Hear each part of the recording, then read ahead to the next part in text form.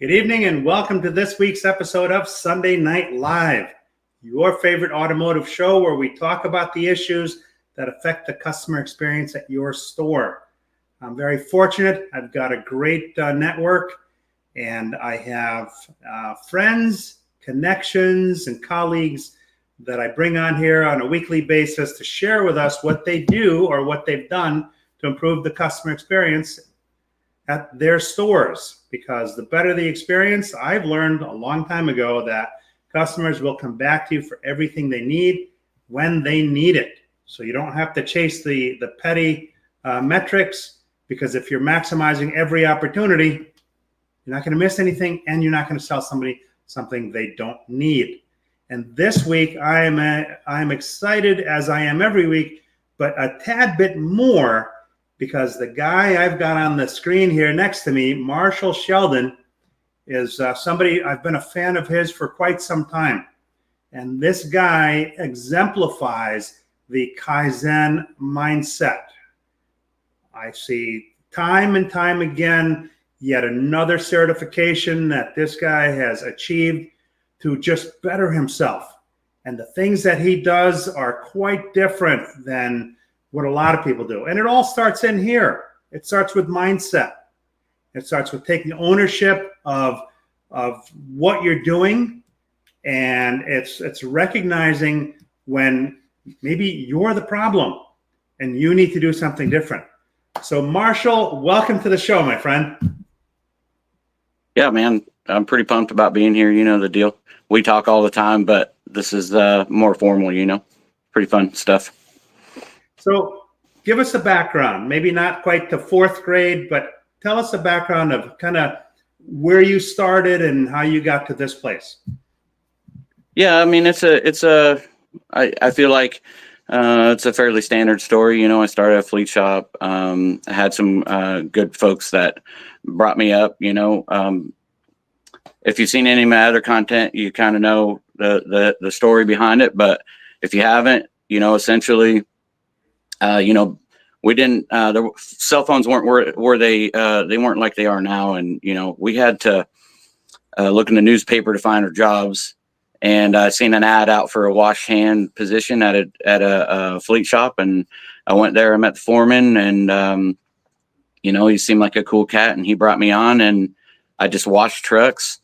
And whenever the mechanics were working on stuff, I jumped in and was like, hey, can I help you jack that up, or can I clean that for you? Just whatever they would let me do, I would do. And especially when I didn't have anything to wash, Nate was the kind of foreman that if you were standing around, he'd find something for you to do. And he was the last one you wanted to find you something to do, because it'd be something crazy and you didn't want to do that. So I just try to keep myself busy, and I'd just help all the mechanics out where I could, and it just kind of blossomed from there. And then he promoted me to like basically a lube tech, and I was just greasing trailers and trucks and changing oil. And I started out with a little Craftsman metal toolbox that you could tote with one arm, and I kept it over there at the shop, and it was just everything I needed to do what I was doing. And then it turned in, and a couple of years later, it turned into a bunch of tools and toolboxes and all those things. And I kind of outgrew the shop, and I was hungry, and I wanted to learn more. And I went to my first dealer, which was Volvo, and that was my first opportunity for a lot of professional training. And I pushed hard on all of that. I saw the value right away that technicians are paid off what they know. So I just pushed real hard on the training and sucked everything out I could out of that place. And where I was living at, the Kenworth dealer and the Cat dealer, they were the premier places to work. It was hard to get into Caterpillar, because those guys, they would get hired on and they would stay there until they retired or they died. So if you could get in there, you was lucky. And I would have been happy to have got over there, but the Kenworth dealer, they got me in. I got in over there, and that was a great place to work there too. So I got in there, and it was just it's kind of the thing that really got me rolling. So, and I pretty much just worked at Kenworth and Volvo dealers my whole career. So, and I'm if you count my Marine Corps stuff, it's 18 years so far. So Now, is the it's transition been cruising easy in. from automotive to heavy duty? So yeah, so we was talking a little bit about that before the show, and you know, I see a lot of automotive techs coming to HD. We have one in our shop, and he's a beast. He's a beast. One of our diagnostic techs. He came from automotive, and the automotive techs. The thing about you guys is your diagnostic, especially electrical diagnostics. You guys are a lot more thorough, and we're just now getting into using scopes and things because our technology is not far behind, but it's catching up quickly. So all of those, using pico scopes and all those things are starting to translate into heavy duty pretty quick here, and they're getting more and more electrical. And now we have electric trucks too, and so all of those skill sets, they translate. All the tools translate. And so we're seeing a lot of guys transferring over and being very successful. So, And the technology, I mean, I think you were telling me things like lane assist, adaptive cruise control, park assist, all in these Yeah, and especially the fleets, the big fleets, they're trying to give all these drivers, the creature comforts of being in their cars. They want these guys drive tons and tons of miles. They need to be comfortable and user friendly and all those things. So they've got most plus some of the normal amenities that you'd find in your cars. Navigation, all of those things is pretty standard equipment in heavy duty trucks now. So they're some of them got 12, 15 modules, computers in them, and they're getting crazy. They're getting crazy for sure. Now, your model is quite a bit different than most. Okay, so you are mobile, but not in the traditional sense. All right, when people think of mobile service, they think of a dealership that has a mobile department that kind of supplements the regular in-house stuff. There's some stores that are excelling in it, and there's stores yet to get started in it, right? But your model is completely different. So why don't you walk through? Yeah, so if you think about it, heavy duty truck and heavy equipment, we've been doing field service for years and years and years, right? So we're not new to field service or mobile maintenance. It's more common. It's been more common in the heavy duty stuff. So you guys are kind of starting to transition into from automotive.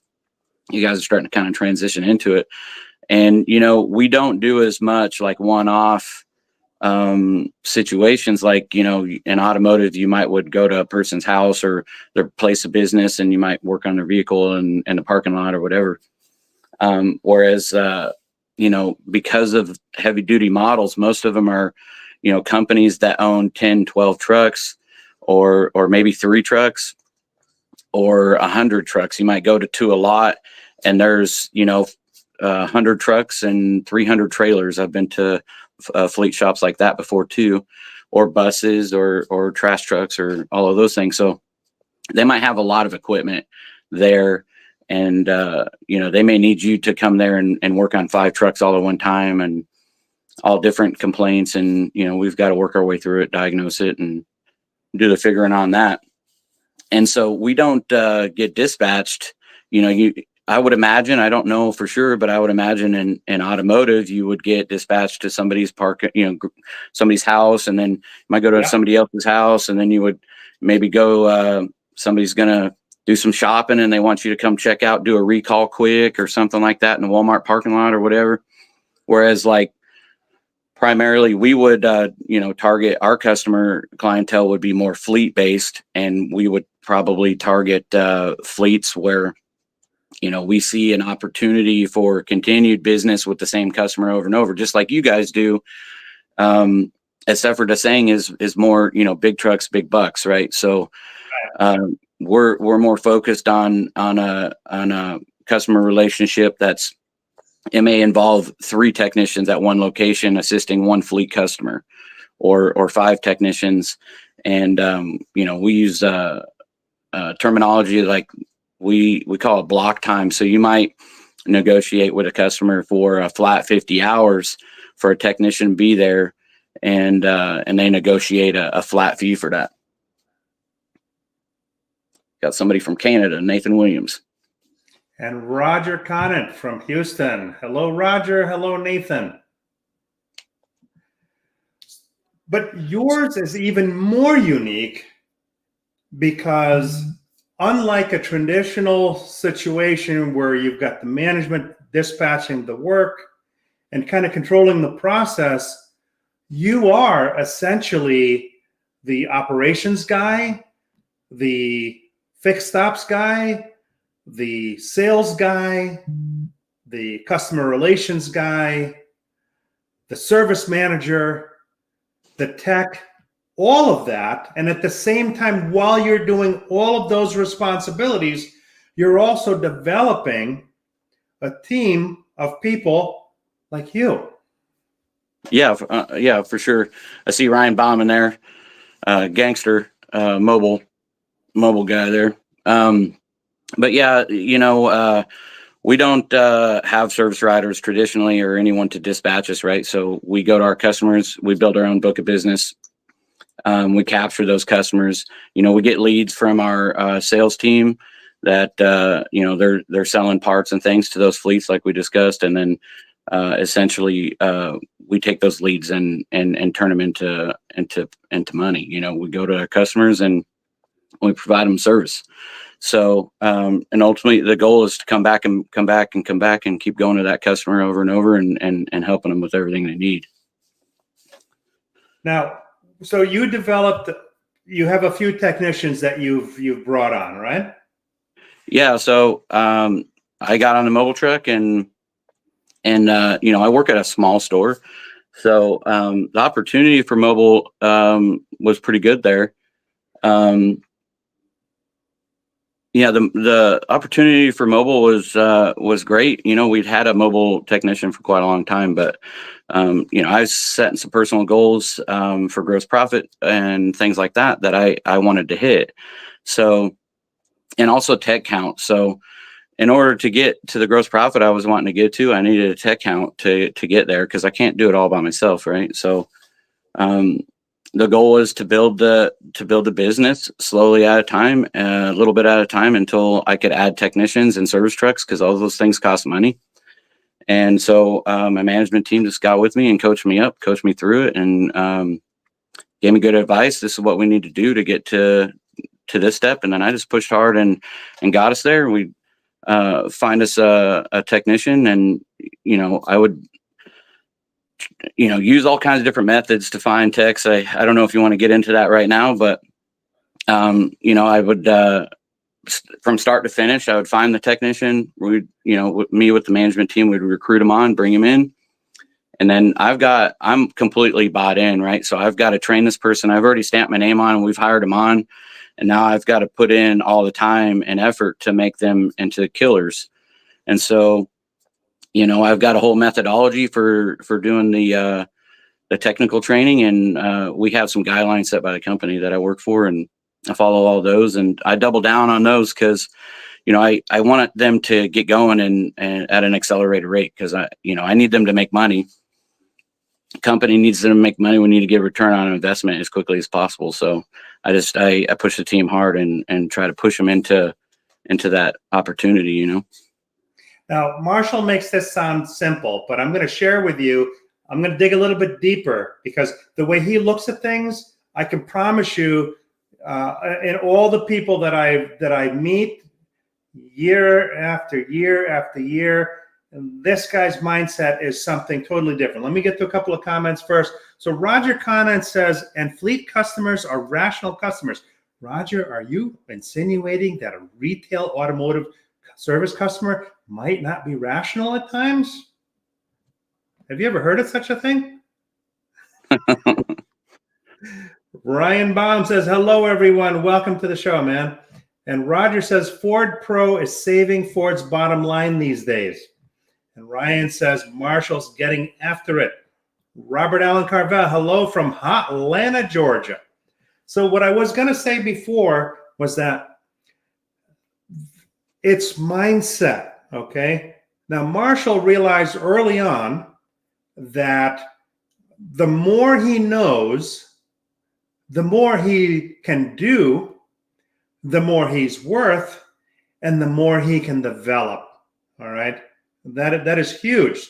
So what Marshall didn't mention before is he's very goal and task oriented.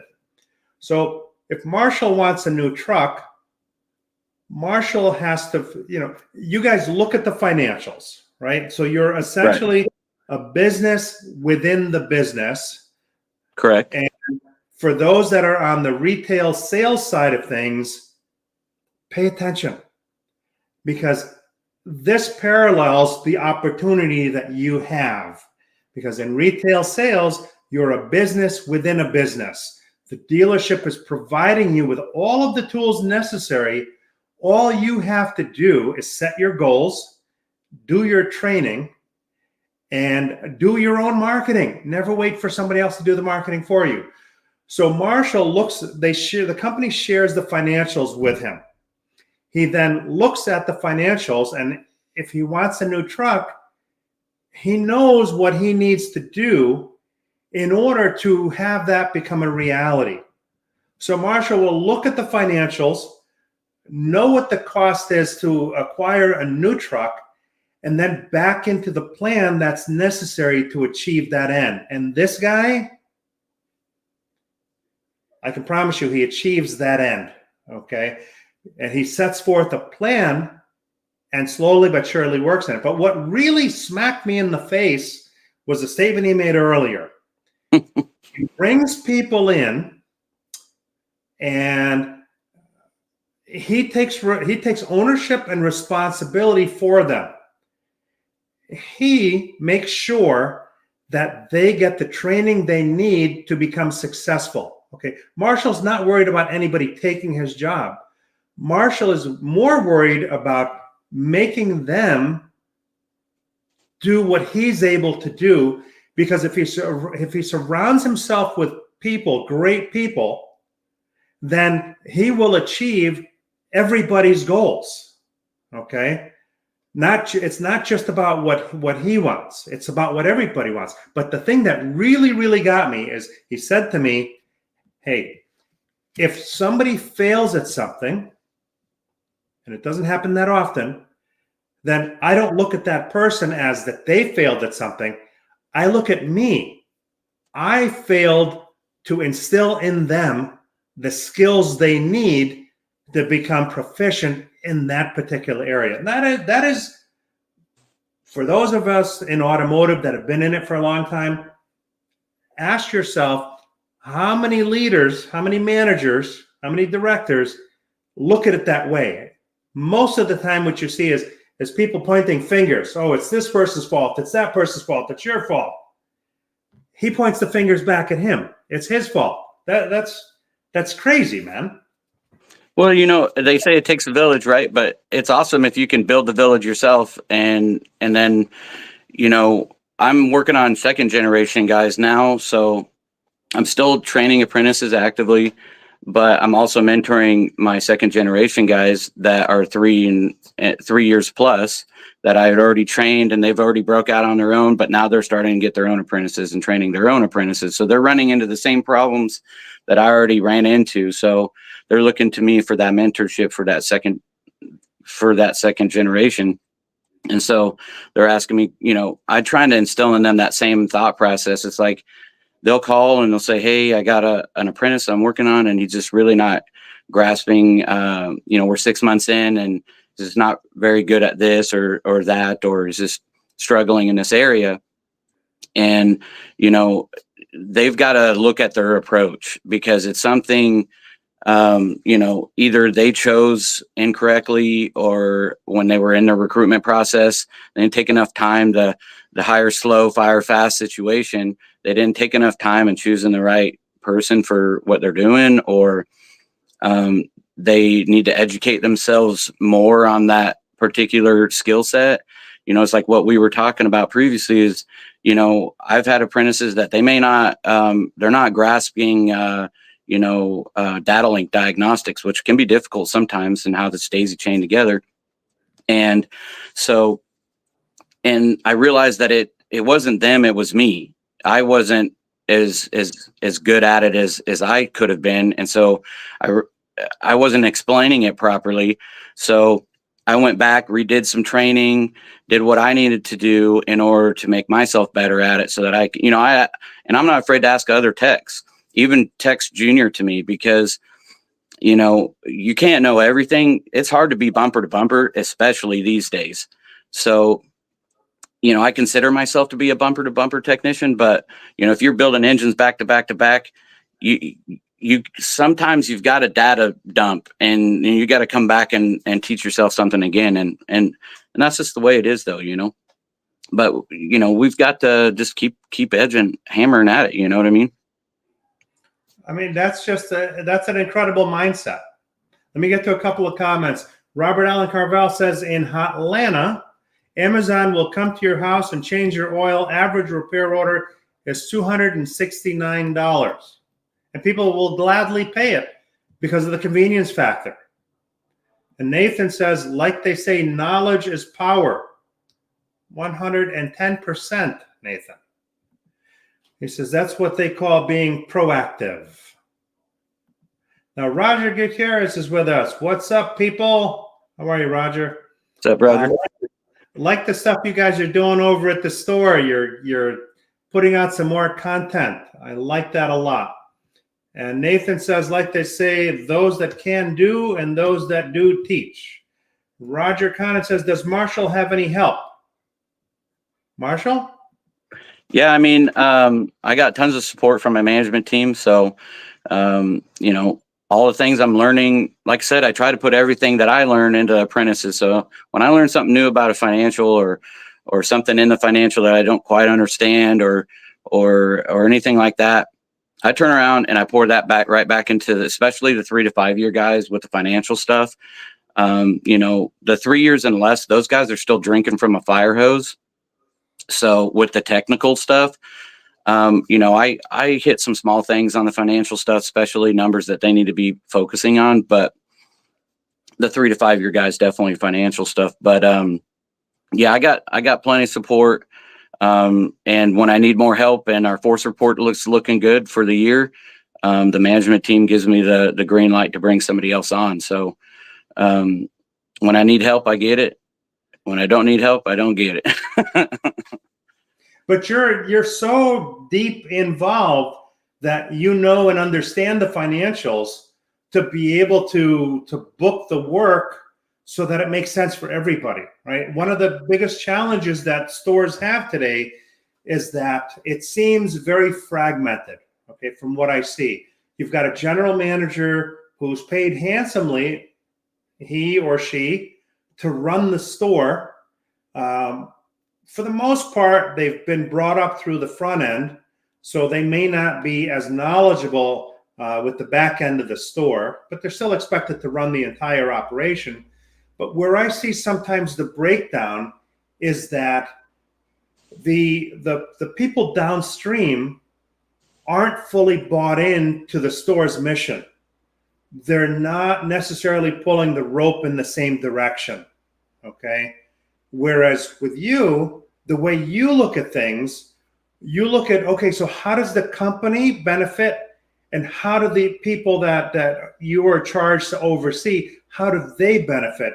But you're doing all of that while you're also out there yourself calling on customers and doing the work. It's the work of 5 people that you're doing. And from what I see, and I may not be the most observant person, but from what I see, you're doing all of those elements correctly. It's almost like there needs to be 5 of you to get done everything that you do. Yeah, I think you could add some folks in the background, but I think for mobile to be as profitable as it needs to be, you've got to keep it as thin as possible on the backside of the house. That's one of the things I love about the mobile, at least where I work, is that there's only the management team that we deal with. There's not all these different people. I'm not waiting on a service writer to tell me it's approved. I go right to the customer. I shake their hand. I meet them. I introduce myself. I say, hey, this is what's going on with the truck. This is what it's going to cost you to fix it. I give them a quote, email it, however they want it. I send it to them. They approve it. And I get the parts coming to me wherever I'm at. We have delivery drivers that deliver me the parts right to me. I get my parts and I fix the truck. I open and close all the repair orders. My other mobile techs, they're doing the same work. They're opening and closing their work orders. The super junior guys don't close work orders, but they do open them. And you've got to delegate your team. Good leaders delegate and then they follow up. And sometimes, I might have to call one of my 3-year guys and say, hey, can you close this work order, this work order, this work order? I'm in the middle of doing something with said customer. And, you've got to utilize your team. And I think the team is what makes it all work. It's not just me anymore. It used to be, but now I've got a squad of killers and we all work pretty seamlessly. And, I hear all the time from in different stores that, well, our techs don't really want to talk to the customer, or our techs aren't good at talking to the customer. But I learned a long time ago that there is no substitute for that relationship that you can build one-on-one with the customer, okay? By you having gone through all of the schooling that you continually go through, because it is never ending. You are probably layers beyond where you need to be, and there are still many more layers to go, and you set your sight one after the other, and you achieve each one. But the more you know, the more comfortable you are and the more confident you are when you're discussing these problems with the client. So I would tend to think that when you're at this level or close to this level, I would tend to think that it's hard for a customer to argue why they shouldn't invest in you. And from what I understand, you've got a fair amount of people that regularly want you to come back. As a matter of fact, there's more people that want you to come than there are of you to be able to go. Yeah, I mean, it's just like Ryan said in the chat. Volume. He said volume's power. Stop looking for premium and understand volume will naturally feed the machine. Volume is it. If you can find your volume customers and you can just hammer on those customers, that's the ticket. And, ideally you can find volume customers that are good, and no matter what the economy is doing and things like that, those are the type of customers that you should be, I call those anchor accounts. You got you a good anchor account that you can rely on through the tough times. You've got to stick with that customer and take care of them in the good times too, though, because you don't want to be calling them in the tough times saying, hey, I need your help. I need some work. And then they're like, well, where were you when it was good? So you got to stick with them and stay busy with them, but, and help them grow too. Cause those customers, they help bring you up and grow your business, and you should help them grow theirs. And I can't help but think about a saying is, and I wrote an article about it a while back, but you dance with who brought you. So you get, when you're coming up and you're starting a mobile team and you get a good anchor account like that, you got to bring them up with you. And just like, they're bringing you up, you got to bring them up with you. So couple of things to that point. Okay. The length of time that the average car is on the road today, an average between light duty trucks and SUVs and cars across the board, it is 12.6 years. So for anybody out there today that's crying about repair order counts are down, that's you, man, or lady, ma'am. That's you guys. Because the cars are on the road longer today than they've ever been in our history of the automotive business. So the business is there. My good buddy Paul Machine refers to the bite me economy, which is the bring it to me economy. Okay, people want that kind of convenience, and they're not shy to pay for it. Okay, we had a post up. Robert Allen Carvel said 269 is the average ticket from somebody calling for an oil change on Amazon. So there's plenty of business out there. Now, when he says bring up, he's not just talking about the customers, because the team that he is bringing up, you are more than just, this is the work, this is the job, when are you done with this one, you got to go to that one, right? When you mentor some of these people, you're talking a lot more than work. Oh yeah, I mean, we talked about this a little bit before the show, but essentially, I get bored, like we was talking. I get bored pretty easy, so I feel like probably 5 years ago, I kind of got to the point where I figured out my mentorship program. My self mentorship program. Like I said, companies got some guidelines, but I figured out how I could train people over and over and over and over, and then be really, really good technicians.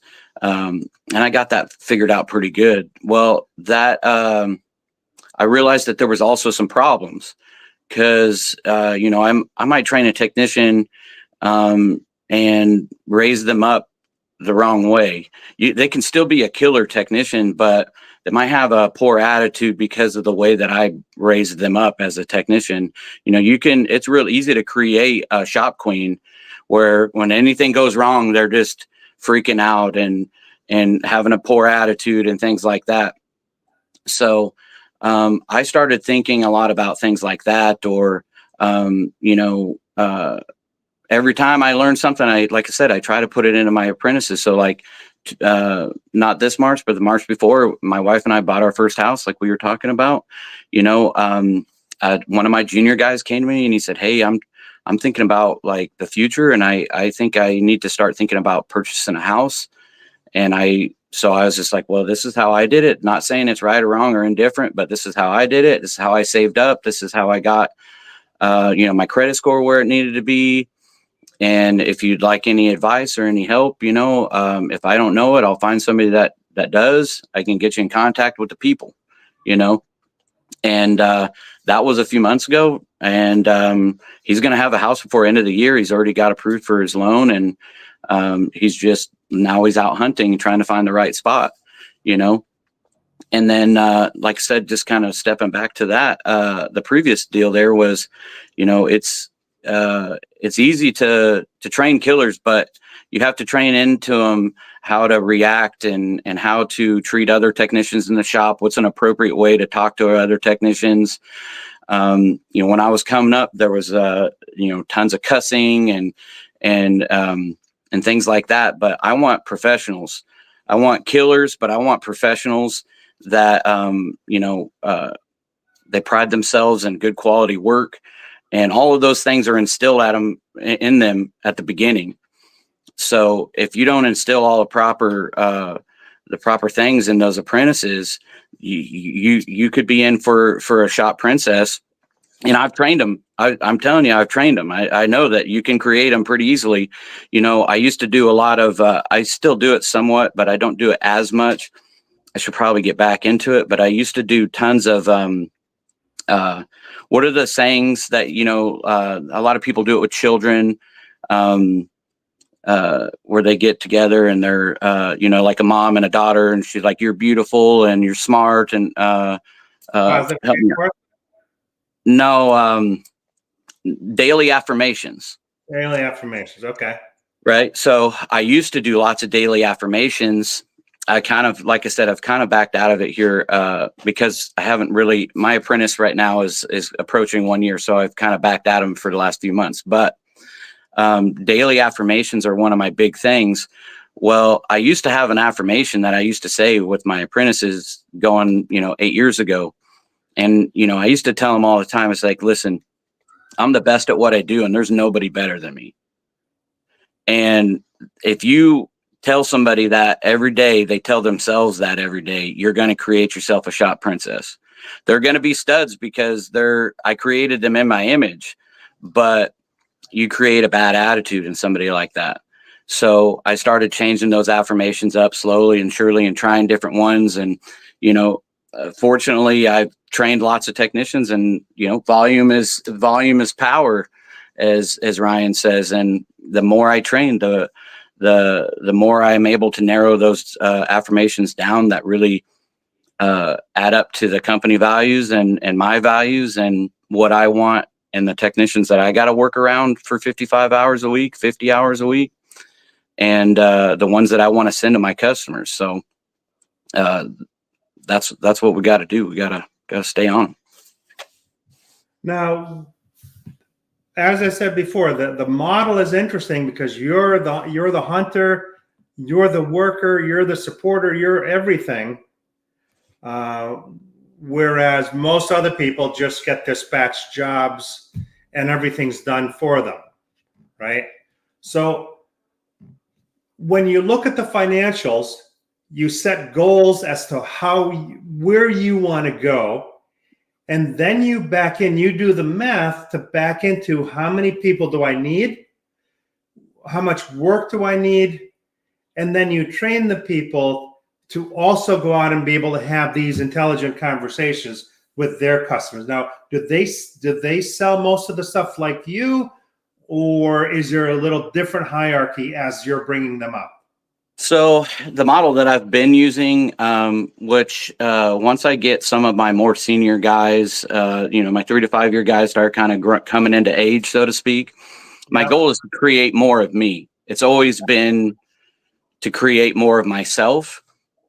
10 years ago, that wasn't even a thought process in my mind. But over the last 3 years, I've realized that in order to grow my business and to continue growing my business, there's only one me, and I've got to duplicate myself and my apprentices. And what I mean by that is they literally have got to be me. So they've got to be able to do everything that I can do. And I know that there's not a high percentage of those, but I need to start figuring out how to find those in the apprentices that I train.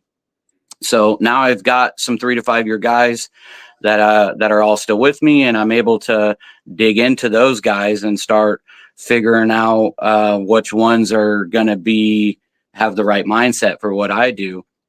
And it's just like you said, I'm a conquester. So if I've got a conquest customer that I'm trying to get, usually I get them. I go out there and I do what I've got to do. I just need an opportunity.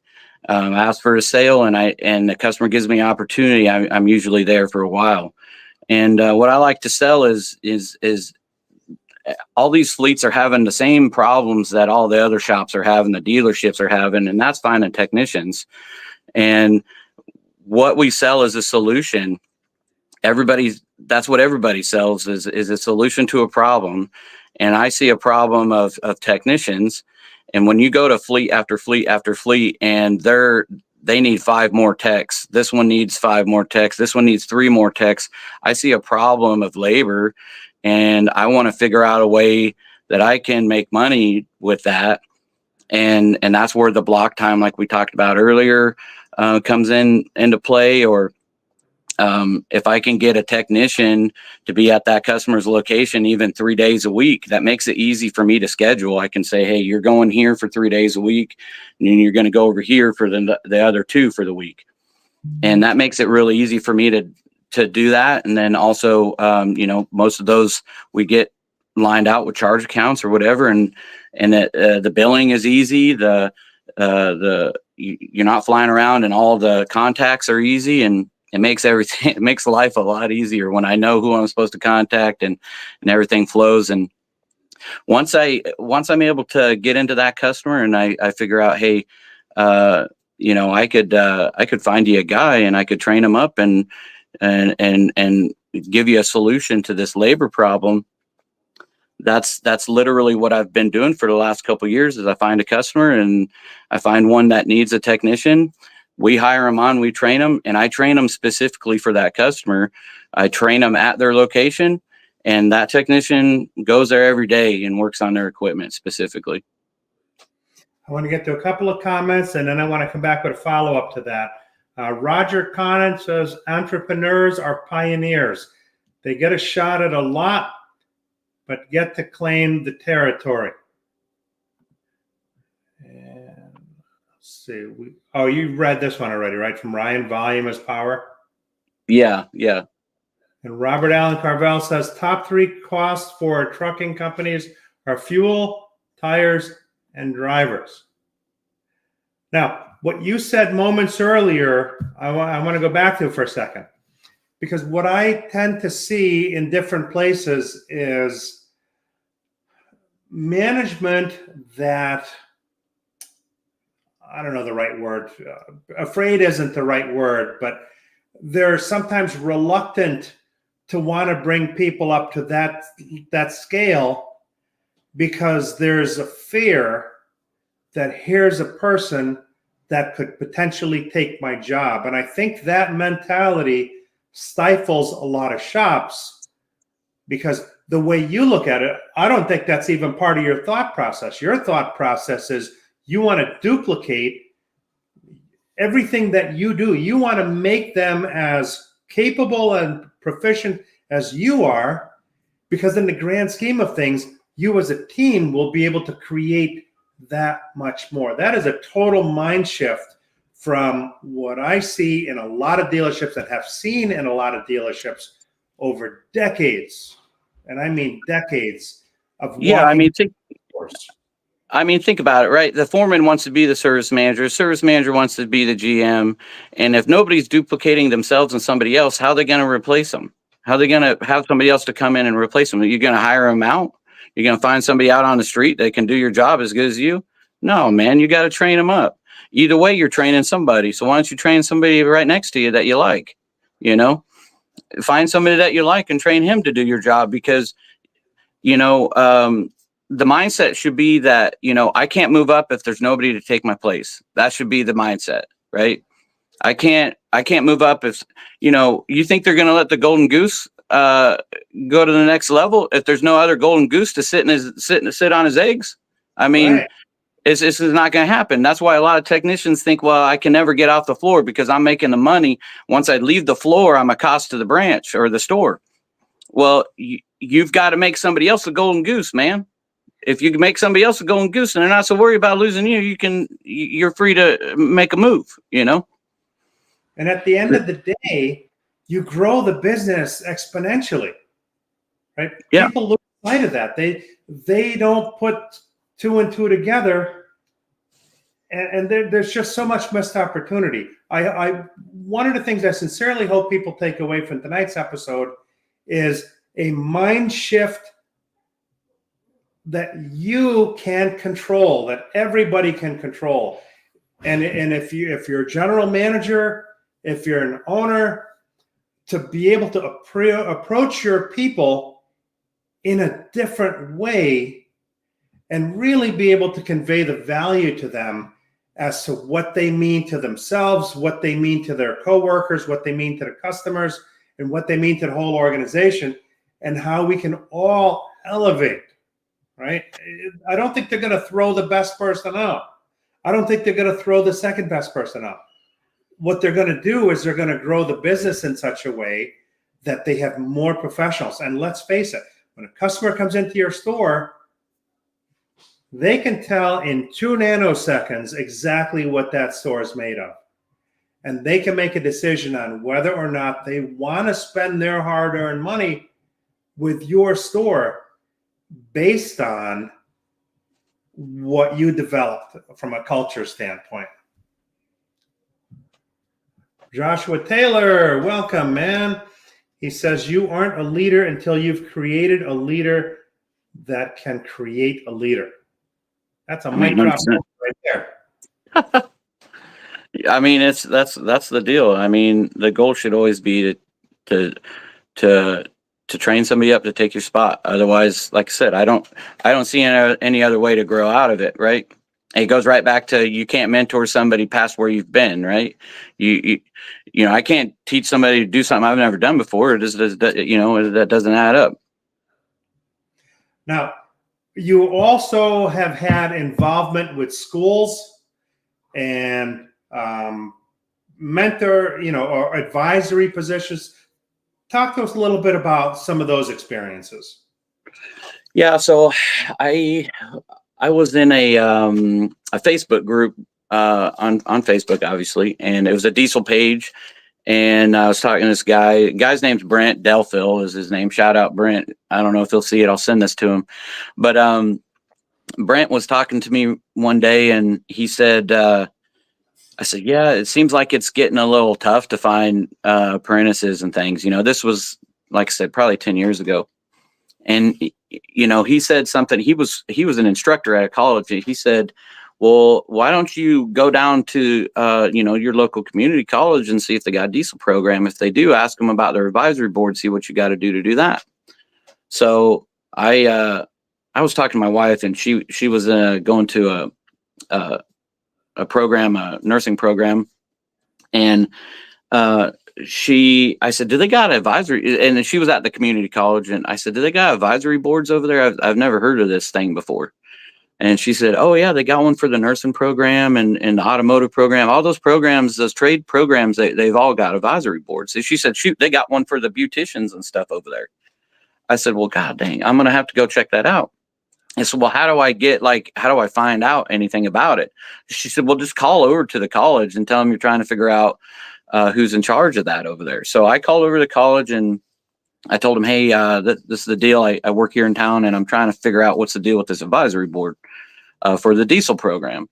And the lady says, well, let me get your information. I'll pass it along to diesel instructor and he'll get back to you or whatever. So it's like in the next day or two, the guy calls me and says, hey, you should come down and check out our shop and, check all the things out. So, and our next advisory board was like a couple weeks from then. And so I came down and I checked everything out. I was like, oh, man, this is pretty cool.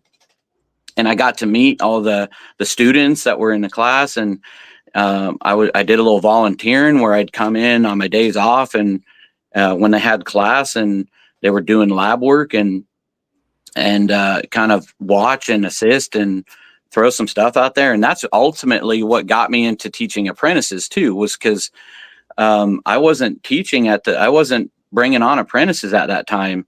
That really is what inspired the whole mentorship thing to begin with.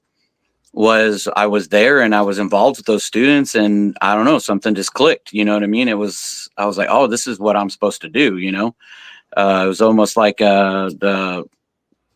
something from God or something. It was a weird deal, but it was right there. It was like, this is what I'm supposed to do. And so I was pretty heavily involved with that one for a while. And that was in my hometown in Wyoming. And when we moved down here to Georgia, we hadn't been here a week.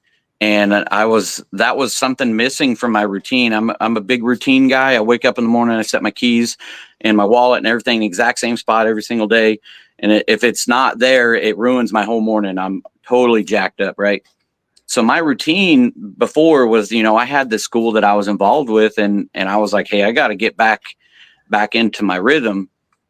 And so I called a school here local and they said, well, listen, it's a real new program. And, we ain't got but like 3-4 students. And I thought, man, it'd be cool. Cause the other school, there was already kind of a good old boys club. Some of the dealers already had been there for a long time and been involved in there. And, so they kind of got a good cherry picking of the students, before they even graduated, they had commitments from the students. So this case, I was like, man, this is a good opportunity to be the good old boys club.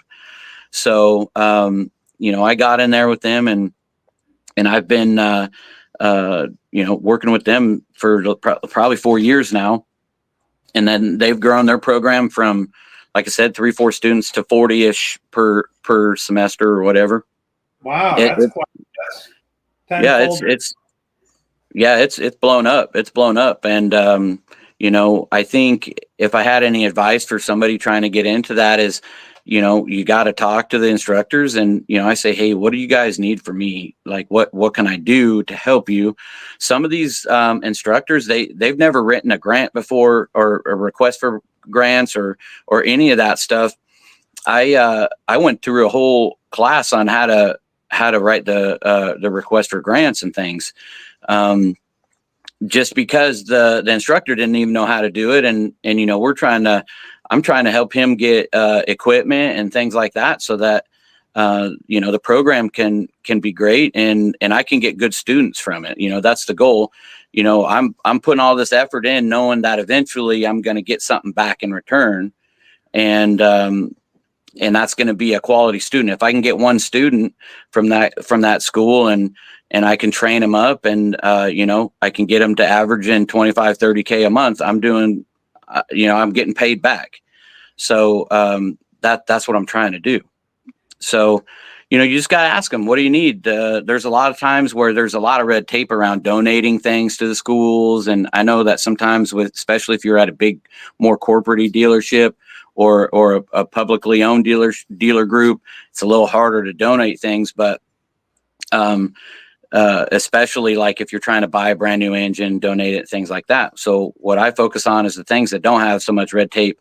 Things like, I was telling you, I diagnose a truck and it needs a harness. Well, I write down the whole circuit. I print off the wiring diagram. The customer approves repair.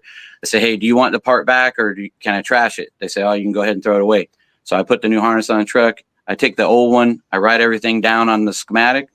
And I asked the instructor, hey, I got this chassis harness that I diagnosed. I've got everything written down for where the actual failure is. Do you want it? And a lot of times they say, yeah, because they're just looking to get their students just put their hands on things. Right. They learn all these things in theory, and then they're trying to get their hands on some of these things that are going to be real life. And, this is a perfect opportunity for them to take a harness and kind of put it on the board, and then figure out ways, test the different circuits and all these things. These are important things that the students need to know. Plus, you can ask them for a syllabus for the things that they're going to learn each semester. And then you can help them. It's an advisory board. So the point of it is for you to help give them advice. So you can say, hey, I don't really need students to know this and this and this, but what you don't have is this and this. So, when I get apprentices, they're doing wheel seals and brakes and, more basic preventative maintenance items. And it's easier for me if they're already proficient in those things when they get to me. Now, and it's important for anybody out there watching this to pick up a couple of key points here. Okay. The advisory boards, a lot of dealerships or a lot of repair shops don't have any idea what that's about. Now, you touched on a piece of it, but there's even more to it than you touched on. All right. Here's a key. It started with 3 or 4, and it's grown to 40. Everybody complains about not having or being able to find technicians. All right. It's farming. If you don't till the land, if you don't fertilize it, if you don't plant the seeds and you don't water it, nothing's going to grow. Nobody's going to show up at your store with a truck and say, hey, I've got 10 technicians here. Who wants them? That's never going to happen, right? So you went in, you grew from 3 to 40. That's a huge number. But even more important, schools are always hurting for funding, always. So rather than buy a bunch of boxes of baseball jerseys or basketball uniforms, find out what the school needs. Find out what equipment they need. Find out what money needs they have. And the thing with writing grants, I didn't even think about that until you just brought that up. But there's so much money available out there that people aren't going after, quite simply because they don't know. That saying, you don't know what you don't know, couldn't be any more true. So get involved with this. You can help the schools in more ways than you can imagine. And those are all the people that will then become loyal to you. You can grow your own team from the inside. Let me go to a couple of comments before you come follow up on this. Richard Mueller says routine translates directly to the bench. Learning patterns of repairs helps increase a tech's ability to repair a vehicle efficiently. No joke. And Linda Hansen, whom I've had the distinct pleasure of having dinner with the other night when I was out on the road, says, good stuff, Marshall. When you bring that piece, that old part, for them to have something to diagnose, I mean, that's stronger than garlic, as they say in New York. Yeah, 100%. And that's the thing. I'm asking him like, hey, what do you need? And say, well, it seems like a lot of the colleges, the stuff that they can afford to purchase equipment wise, it's usually like older stuff. So it doesn't have a lot of the technology and the things that we're working on. Some of these really big schools, they have those things, but these small programs, they don't got unlimited funding to go out there and buy 5 new trucks from the dealership so that their students can learn on these new trucks. They've got older equipment. Most of it's pre-emissions. So they're asking for things like used parts that you were going to scrap, used parts that you were going to throw away. Those are things that they are literally asking for, these things that the students, that they can use to peak their tactile sensory stuff. They want to put their hands on things and want to hold it. Hey, this is what the DPF looks like. This is what the SCR looks like. This is a DEF injector, or a DEF doser. These are the things that you're going to be seeing when you get to the field. And those things are just hugely important, because you can look at all kinds of pictures, but you've got to put your hands on things. That's just those are the things these guys are asking for. And also, as being involved with the with the advisory board, so many times you hear people go to school and they learn all this stuff, and a lot of it is not applicable.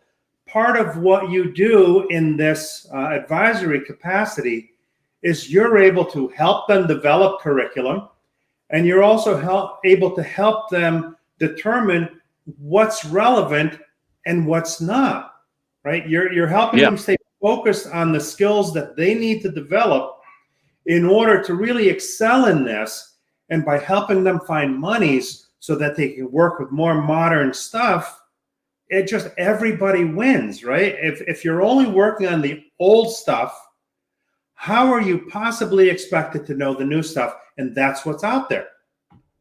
100%. And like I said, even if they know how to write the grants, right? These smaller programs, these instructors that's their full-time job. They're working just as many hours as you would a technician in the field. They're working 45, 50 hours a week trying to train all these kids. They work, the instructor I work with, he's teaching summer classes, and like, this is a full-time gig, so he doesn't always have the time to write and do the request for the grants.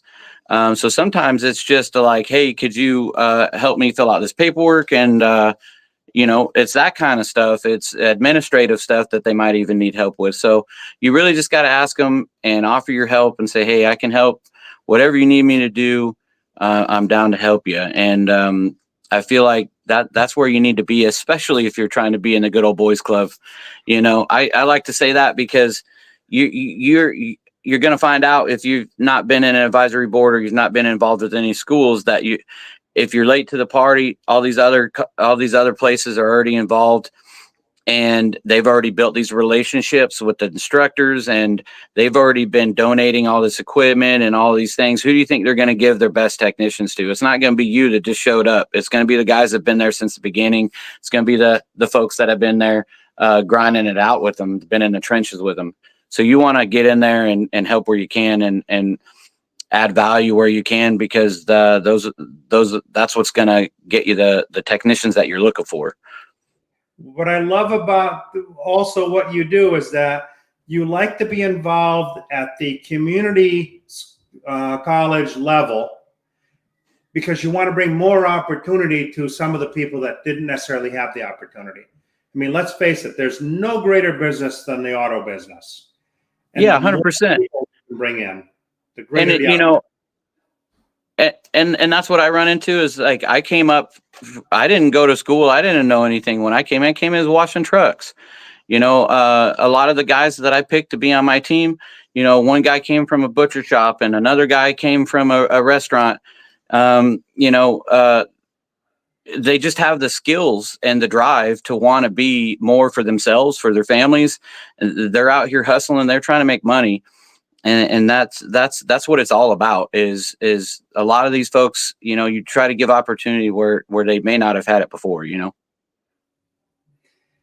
You know, the hour comes really quickly, man. Hour I was seems a like little bit, I was a little bit worried about 20 minutes in. I was like, man, we're going to run out. And I was like, no, he's going to let me just talk and talk and talk.